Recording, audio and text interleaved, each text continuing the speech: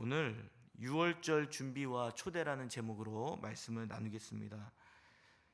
오늘 본문은 남유다의 히스기야 왕이 성전 정화 사업을 마치고 온 백성과 함께 성전에서 6월절을 지키라는 명령을 내리는 내용이죠. 그래서 이것은 남유다뿐만 아니라 북이스라엘까지 이 명령을 지키도록 초청하는 내용을 담고 있습니다. 6월절의 뜻은 무엇입니까? 우리가 잘 알고 계시죠? 6월절은 어린 양의 피로 인한 대속적 구원을 나타내는 절기입니다. 역사적으로는 이집트의 그 장자 심판에서 어린 양의 피를 문설주에 바른 집은 심판을 넘어갔다라는 의미를 담고 있죠. 그래서 하나님의 방식으로 죄에 대해 심판하시는 것이 무엇인지를 보여준과 동시에 생명을 통한 구원의 방식을 이 유월절을 통해서 보여주고 있습니다. 하나님의 정하신 방식대로 그래서 유월절을 지킬 때에 일련되고 흠없는 수컷의 양이나 염소를 선택하여 하나님이 받으시는 제물을 드리도록 하였습니다. 이는 죄에 대한 하나님의 공의로운 심판과 동시에 대속물을 통한 은혜로운 구원을 보여주고 있는 것입니다. 이 유월절은 현재를 살아가는 우리에게 무제한 생명이 유죄한 자를 대신하는 이 원리를 통해서 오직 온전하고 흠없는 예수 그리스도의 십자가의 대속을 통해서 구원 얻는다는 사실들을 구약에서 예표해주고 있다는 것을 우리는 알고 있을 것입니다.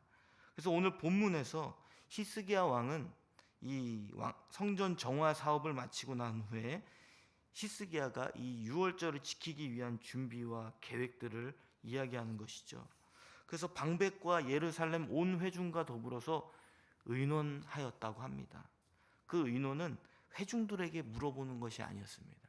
그리고 방백들, 지도자들, 왕 바로 밑에 있는 고위 지도자들에게 어떤 계획을 세울까 물어보는 것이 아니었죠. 이것은 하나님이 말씀하신 명령에 따라서 그들과 의논했다는 것입니다. 즉 방향이 없는 의논이 아니라 방향성을 분명하게 그 지도자가, 영적 지도자가 제시를 하고 그것을 어떻게 계획하고 성과, 그 결과물을 만들어낼지를 의논했다는 것이죠. 그래서 여기 있는 온 회중들이 그 의논에 대해서 반기를 드는 사람이 없었습니다. 왜냐하면 이 반기를 든다고 하는 것은 하나님을 대적하는 일이며 하나님의 말씀을 반역하는 일이 되기 때문이죠. 그래서 하나님의 말씀이 분명하게 그 영적 지도자들을 위해 통해서 선포되어질 때 모두가 동의하게 되는 일들을 보게 됩니다. 그래서 이 준비하는 과정에서 의논해야 될 부분들이 실질적으로 있었습니다.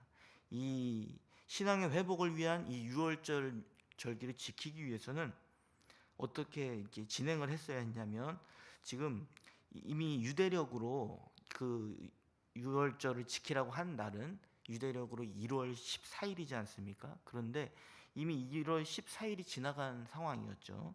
그래서 둘째 달 14일에 유월절을 지키려는 계획을 이제 의논을 합니다. 그것은 왜 그렇습니까? 히스기야 왕이 임의로 이 날짜를 변경한 것이 아니죠. 이 결정은 현실적인 상황과 그에 따른 율법을 확장한 조치였습니다.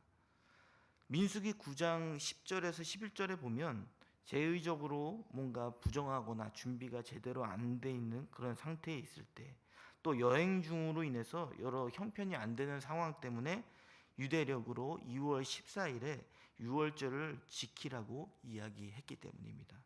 그래서 하나님의 말씀에 근거해서 현실적인 상황과 모든 상황들을 판단하여서 이미 성전 정화를 시작한 게 이제 히스기야 왕이 즉위 1년에 1월 1일 날 성전 정화를 시작해서 15일이 지난 상황이었기 때문에 이제 1월 14일에 맞출 수 없는 상황이 된 것이죠. 그래서 그런 가운데 2월 14일 한 달로 그 뒤로 미룬 것을 보게 됩니다. 그뿐만 아닙니다. 이제 성전을 이제 내부나 외부 성물들을 잘 준비해 놨지만 거기서 섬기는 제사장들이 부족했다라고 이야기합니다. 그들이 정결 의식을 제대로 행하지도 못했고 아직 정결한 마음의 준비가 되어 있지 않은 상태에 있었다는 것이죠. 그래서 그들을 준비시키기 위한 시간도 필요했기 때문에 2월 14일로 이렇게 정한 것을 보게 됩니다.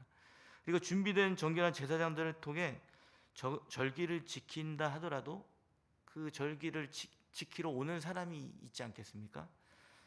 즉 남유다뿐만 아니라 지금 분열되어 있는 북이스라엘에게도 이 초청의 메시지가 전달이 되는 시간이 필요했던 것으로 보입니다. 그래서 이 히스기야 왕은 이런 모든 내부와 외부 또 초청받을 사람들까지 다 계산을 하고 계획을 하여 날짜를 조정하고 하나님의 말씀 안에서 이것을 실행에 옮기기 위한 운동과 또 방백들과 회중들과 의논을 하며 결정을 내린 것이죠. 이렇게 하나님의 명령하신 일들에 실행되게 하는 데서 지금 히스기야 왕의 어떤 지도력을 보게 되죠. 구체적인 계획을 세우고 온 회중과 하나님의 백성들이 이 이야기를 듣고 아무도 반기를 들지 않고 이제 모두 동의를 하는 내용으로 이제 하나님의 그 명령대로 유월절 절기를 지키기 위한 또 초청의 메시지를 전달하기 위한 준비가 완성이 됩니다. 이렇듯 우리가 히스기야의 어떤 준비와 구원 초청하는 그 메시지를 전달하기 위해서 이렇게 많은 계획들을 세우는 거 보면서 우리 교회도 하나님의 방식으로 하나님의 은혜를 어떻게 믿지 않는 사람들에게 주변에 있는 사람들에게 전달할까 하는 그 영적인 원리를 우리가 마음으로 새겨야 될 줄 믿습니다. 우리가 어떤 일을 준비하는데 그 사람의 목적과 계획이 굉장히 중요합니다. 그래서 일을 하는 것만 자체가 중요한 것이 아니죠. 구원받은 사람들이 그 구원받은 은혜, 하나님의 방식으로 어떻게 우리를 구원하시고 우리를 용납해 주시는지, 그리고 어떤 삶을 살기를 원하시는지를 깨닫게 하는 그 일들을 감당해야 합니다. 그래서 우리 자신을 살펴보셨으면 좋겠습니다. 우리가 하는 모든 일들, 준비하고 계획하는 일이 과연 무엇을 위한 것이었을까? 무엇을 위한 일일까라고 돌아본다면 우리는 정확하게 우리 자신을 돌아볼 수 있겠죠. 때로는 우리가 교회에서 하는 섬김의 일이 그냥 습관적으로 하는 일이 될 때가 참으로 많죠. 그래서 누가 보지 않으면 하지 않고 누가 보는 자리에서는 섬기려고 하는 우리의 모습들을 보게 됩니다. 그런데 가장 근본적으로 우리가 어떤 일들을 할 때에 주님이 기뻐하시는 일인가를 먼저 보게 되었고 그 돌아보기 전에 이미 하나님이 나에게 주신 은혜가 무엇인지를 깨달았을 때 그 감사와 기쁨으로 시작하게 된 것이죠. 그래서 히스기야 왕이 자신의 왕권과 지도력을 가지고 이 유월절을 절기를 지키기 위한 큰 계획을 세웠지만 이것이 히스기야 왕 자신만의 계획으로 끝나지 않습니다. 구원받은 우리에게도 그러한 계획을 가지고 살아갈 수 있는 것이죠. 우리가 구원받은 하나님의 은혜를 깨닫고 그 은혜를 흘려보내기 위해 주님을 위해 섬기는 모습으로 나아간다면 그것을 통해서 때론 다른 사람이 예수 그리스도의 그 은혜를 알기 위해 찾아올 수 있는 기회가 될 수 있을 것입니다. 저 여러분은 그 계획을 세우고 실행하는 그 자리에 있는 사람들입니다. 때로는 영적 지도자를 통해서 그것을 더 추진력 있게 효과적으로 일을 할 수는 있지만 저 여러분도 그 일을 할 수 있는 사람임을 기억하시기를 바랍니다. 그래서 저도 일상에서 때로는 이게 어디 마트를 가고 했을 때에 그 마트에 있는 직원이 실제적으로 있었던 일인데 그 마트에 있는 직원분께서 이제 제가 뭐 이렇게 물건들을 뜯어가지고 택배 물건을 받아가지고 그것을 이제 뜯어서 이제 그 포장지를 쓰레기통에 집어넣는데 그 직원분이 개인 물건인데 그걸 왜 거기다가 집어넣냐고 저한테 뭐라고 하시더라고요. 그래서 저는 좀 당황을 했죠. 그런데 좀 기분이 나빴습니다. 그래서 얘기를 조금 해보려다가 이게 딱 멈췄는데 그게 제 마음에 그런 것이죠. 제가 목사라는 직분을 갖고 있기 때문도 있지만 제가 그 일을 따짐으로 인해서 저 사람이 오해를 하거나 또 교회를 향해서 또 오해할 수 있는 상황이 될까봐 좀 조심스러웠던 마음들을 기억합니다. 저도 인간적인 마음들이 이렇게 삶 속에서 일어나지만 내가 하나님의 그 은혜를 받은 사람으로서 이해해주고 용납하지 못하는 저의 모습을 보면서 내가 이제 삶 가운데서도 내가 분명한 삶의 목적과 계획을 잊지 말아야겠다라는 생각을 해보게 됐습니다. 이처럼 저와 여러분의 삶 가운데서도 구원받은 은혜의 그 삶을 흘려보내기 위한 그 삶의 모습이 여러분이 준비하고 있다는 것을 기억하시기를 바랍니다. 여러분을 통해서 그 하나님의 은혜가 흘러갈 수 있다는 사실들을 기억하며 저와 여러분이 히스기 왕처럼 하나님의 그 말씀의 명령에 따라서 순종의 길을 걸어가실 수 있기를 바랍니다.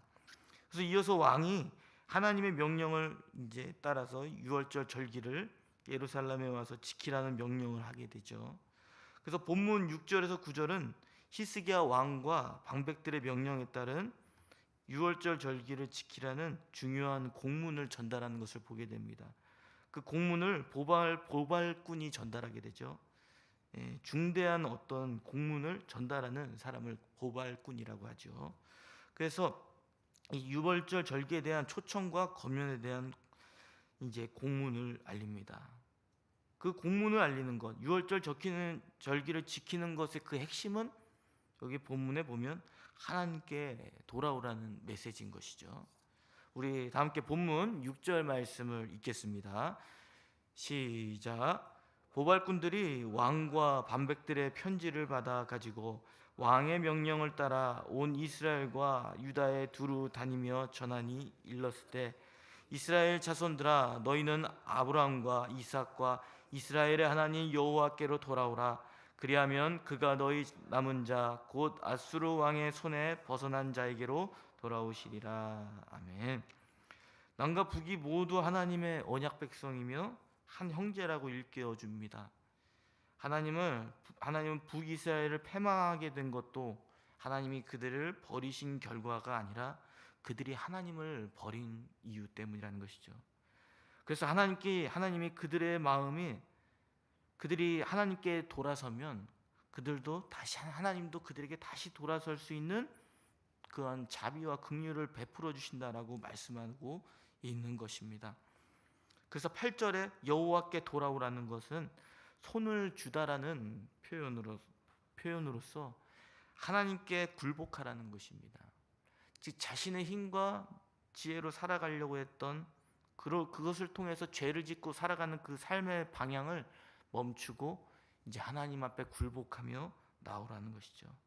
그렇게 됐을 때 북이스라엘이 이제 아수르에 의해서 패망하게 되고 포로로 끌려간 상황이지만 그들을 다시 형통하게 해주시겠다 하는 모델들이 하나님이 그들을 도우셔서 하는 모든 일들이 잘 되도록 해주시겠다라고 약속하고 있는 것이죠. 이렇듯 하나님은 유월절을 지킴으로써 새롭게 다시 태어나기를 원하셨습니다. 목이 곧은 뻣뻣한 백성들이 하나님을 섬기지 않는 그 모습 가운데서 자신이 굴복하고 항복하며 하나님을 섬기는 자리로 나오기를 원하신다는 것을 말씀해 주는 것이죠. 그래서 유월절 절기를 지킴으로 결국 회개하는 마음을 가지고 유월절 절기를 지키며 나아갈 때에 그들을 죄에서 구원해 주시고 그들과 영원히 함께 하시며 또 노예 상태에서 이제 세상의 법이 아니라 하나님의 법을 지키는 거룩한 하나님의 백성으로서 살도록 그러면서도 어려운 가운데 도움의 손길을 받는 하나님의 백성이 되게 하도록 해주신다는 그 은혜를 선포하고 있는 것입니다. 이렇게 하나님의 은혜가 선포되어질 때에 모두 다 그 메시지가 북이스라엘에 선포되었을 때에 모두 다 받지는 못했습니다. 성경에 보면 북이스라엘의 에브라임과 므낫세와 스불론 사람들은 대부분 히스기야의 그 구원 초청에 조롱과 비웃음을 지었습니다. 그러나 그 가운데 그 초청을 받아들이는 사람들이 있죠. 아셀과 므낫세와 스불론 중에서 스스로 겸손하게 굴복하며 하나님께 돌아와 유월절을 지키려고 왔다는 메시지를 담고 마무리를 하고 있습니다. 말씀을 맺겠습니다. 유월절 지킴으로 오늘 히스기야 왕은 짐승의 생명을 통한 희생을 통해 이제 죄를 대속해주는 구원의 은혜를 경험하도록 하였습니다. 그것은 신앙의 회복 운동을 일으킨 것이죠. 그 회복 운동을 위한 준비는 어떤 특별하고 새로운 준비가 아니었습니다. 이미 하나님이 명령하시고 말씀하신 내용이었습니다. 그렇다고 한다면 저와 여러분도 하나님이 명령하신 그 말씀을 다시 한번 기억하며 그 일을 이루기 위한 준비와 계획을 세울 수 있음을 믿으시기를 바랍니다. 저 여러분이 계획을 준비하시기를 바랍니다. 구원받은 은혜가 무엇인지를 다시 한번 하나님이 우리를 죄에서 구원하시는 하나님의 영적 원리를 먼저 기억하시며 그 준비와 계획들이 준비가 되었다면 각자 맡은 그 자리에서 하나님의 기뻐하시는 일을 위해 섬김의 자리에서 충성을 다하시기를 바랍니다. 신앙의 회복 운동은 예수 그리스도의 구원의 은혜를 깨달은 자만이 할 수 있는 것입니다. 저 여러분이 그 마음과 중심을 잃지 않고 섬김의 자리에서 때로는 필요할 때 복음을 전하며 나아갈 때에 하나님의 계획하신 계획과 또 하고자 하는 목적들이 여러분의 삶을 통해 이루어질 것입니다. 저 여러분이 그 은혜를 기억하며 그 믿음을 가지고 오늘 하루도 힘차게 살아가시는 저와 여러분이 되시기를 바랍니다. 우리 기도하겠습니다.